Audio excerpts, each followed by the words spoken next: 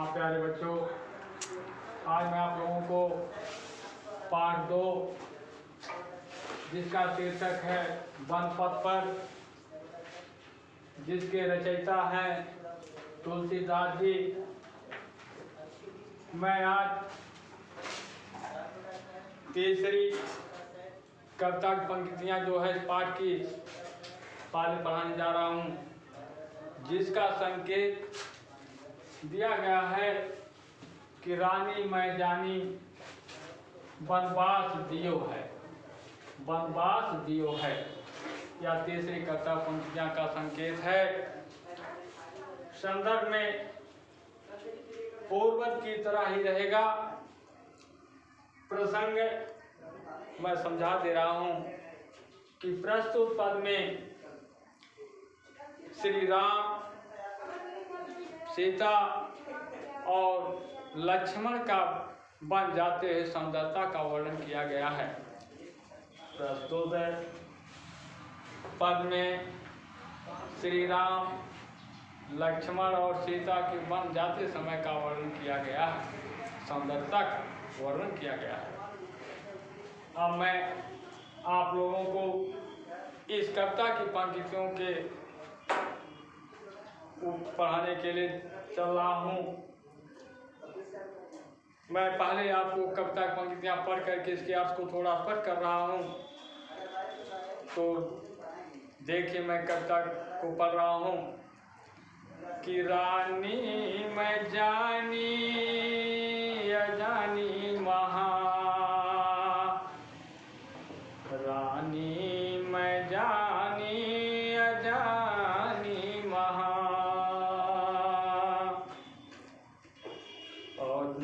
रानी मैं जानी अजानी महा, पबि पाहन हूँ तो कठोर हियो है, पबि पाहन है तो कठोर हियो है। अगली लाइन है कि राज हूँ काज काज न जानो, राज हूँ काज काज न जानो, हर कहो तीय को जन जिन कान कियो है। अगली लाइन है कि ऐसी मनोहर मूर्ति बिछुरे कैसे प्रीतम लोग जियो है। अगली लाइन है बच्चों कि आखिर में सखी राखिए जो गए, आखिन में सखी राखी जो गए, इन्हें किमें के बन बास दियो है। तो बच्चों, एक कविता की पंक्तियाँ थी। मैं अब आप लोगों को इस कविता की पंक्तियाँ का अर्थ समझाने जा रहा हूँ।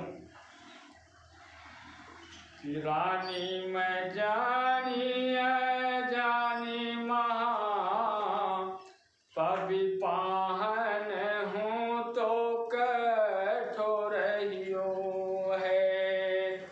गोस्वामी तुलसीदास जी कहते हैं कि ग्रामीण स्त्रियां राम और लक्ष्मण तथा सीता को बन जाते हुए देखती हैं तो उन्हें देख करके वे विस्मित सा हो उठती हैं। अंत में एक सखी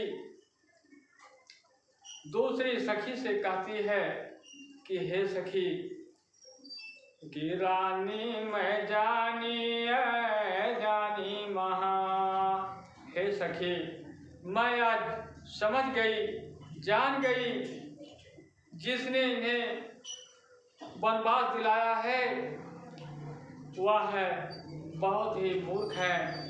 महाज्ञानी है, बहुत ही मूर्ख है, और उसका हृदय जो है, अरे पवि पाहन हूँ तो कठोर हियो है। उनका हृदय जो है पत्थर से भी बड़ा कठोर है। अगली लाइन बच्चों, कि राजहु काज काज न जानो, अरे कहो तिय को जिने कान कियो है। और जिसने अपनी पत्नी के कहने पर इन्हें वनवास दिया है, अपनी पत्नी के कहने पर इन्हें वनवास दिया है, उस राजा ने भी जो है क्या उचित है क्या अनुचित है, इसके विषय में जरा सा भी नहीं सोचे समझे। अगली लाइन है कि ऐसी मनोहर मूर्ति वे, बिछुरे कैसे प्रीतम लोग जियो है। सखी कहती है कि ऐसी मन को हरने वाली इनकी सुंदर मूर्त है, या ऐसी सुंदर मूर्त है, इनके बिछुड़ जाने पर न जाने इनके प्रीतम लोग कैसे जीवित रह सकेंगे। अगली लाइन बच्चों, कि आखिन में सखी राखी गो, जो गए इन्हें किन्हीं के बने बास दियो है। सखी अंत में कहती है कि हे सखी, ये तो हमेशा आंखों में बसाने योग्य है, इन्हें किसने वनवास और किस लिए दे दिया है। तो बच्चों, यह है इन चारों कविता पंक्तियों का अर्थ था। अब मैं इसका भाव आप लोगों को का सौंदर्य जो है समझा रहा हूँ। भाषा है, इसमें ब्रज भाषा है, रस है, अद्भुत रस है, छंद सवैया छंद है, अलंकार अनुप्रास अलंकार है। तो बच्चों, यह है तीसरे नंबर की कविता की पंक्तियों का व्याख्या और काव्य सौंदर्य था।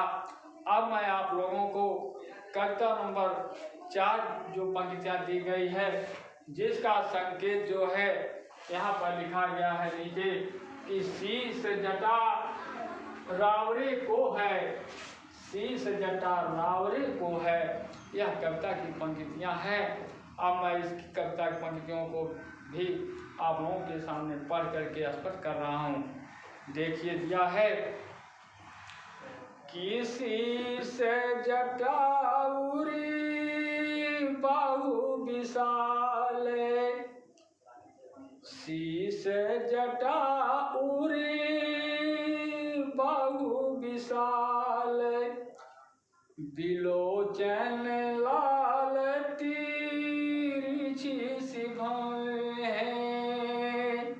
अगली लाइन बच्चों, अरे तूने सरासन बान धरे, तुलसी बन मार्ग में सूठी सोए हैं। अगली लाइन है कि सावर सादर बारही बार सुबह, चिते तुम त्यो हमारो मन मोहे।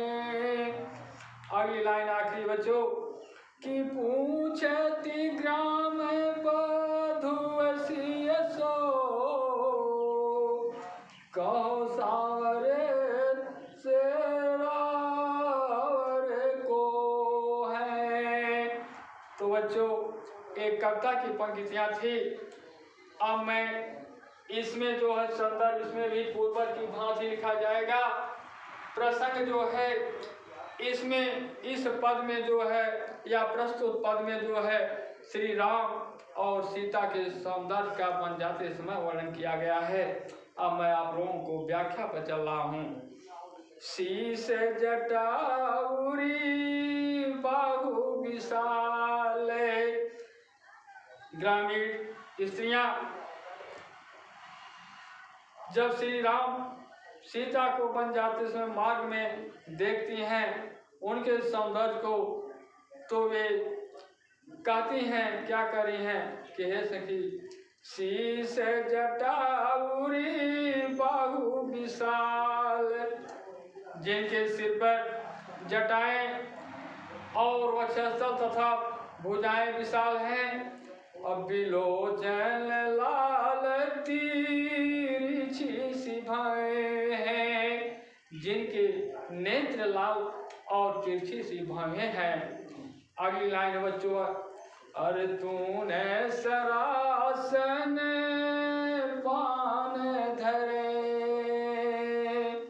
और अपने कंधे पर जिन्होंने तरकर धनुष और बाण धारण कर रखा है, और तुलसी बन मार्ग में सूठी सोहे।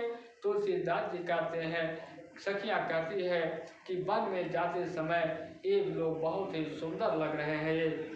अगली लाइन है कि सादर बारही बार सुभाए चिते। हे सखी, जो बड़े ही आदर के साथ स्वाभाविक ढंग से तुम्हारी तरफ देखते हैं, अरे त्यों हमरो तुम त्यों हमरो मन मोहे, और हमारे मन को भी मोहित कर लेते हैं। अरे पूछती ग्राम बधूसी सो। इस प्रकार जो है गांव की बधुएं ये है सीता जी से पूछती हैं कि हे सखी, अरे सावरे से सखी रावर को है। हे सखी, ये जो सावले से हैं ये तुम्हारे कौन हैं, क्या लगते हैं। तो बच्चों, यह कविता की पंक्तियां का अर्थ था। अब मैं इसका जो है काव्य सौंदर्य जो है आप लोगों को बता दे रहा हूँ। रस जो है इसमें भी जो है रस अद्भुत रस है, और शैली इसमें जो है शैली जो है भावोन्मुख शैली है। गुण जो है माधुर गुण है, छंद सवैया छंद है, अलंकार जो है इसमें जो है अनुप्रास अलंकार है। तो यह बच्चों था हमारा काव्य सौंदर्य, और इस कविता की दोनों तीसरी और चौथे नंबर की कविता की अर्थ मैंने आप लोगों को समझा दिया। अब आप लोग भी इसको अपना समझने की कोशिश